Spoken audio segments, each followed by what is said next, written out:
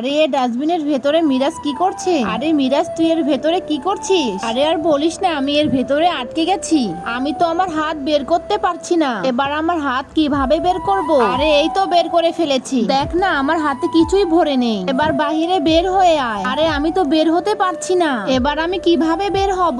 ডাস্টবিনের দুই পাশে শক্ত করে ধর। এবার উঠার চেষ্টা কর। আরে আমি তাও তো পারছি না। এই তো আমি উঠে পড়েছি। এখন দেখ, আমি এগুলো এর ভেতরে ঢেলে দেব। এই তো ঢালা হয়ে গেছে। এবার এগুলো শক্ত হয়ে গেছে।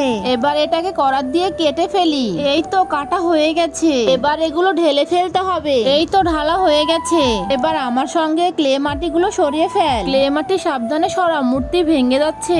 আরে এগুলো পরিষ্কার করতে তো অনেক টাইম লাগছে। আফসিন দেখ, এই হাতটি এমন হয়ে আছে। তাকিয়ে দেখ, ঘরটিকে তুই কি নোংরা করে ফেলেছিস। আগে পায়ের জুতাটা খুলে ফেলি। দেখ না, এদিক দিয়ে আবার কেমন টানা টানা দাগ হয়েছে। বন্ধুরা, তোমরা যদি তোমার মাকে ভালোবেসে থাকো আর এই ছবিটিকে সুন্দর মনে করে থাকো, তাহলে ভিডিওটিকে লাইক করে চ্যানেলটি সাবস্ক্রাইব করে দাও।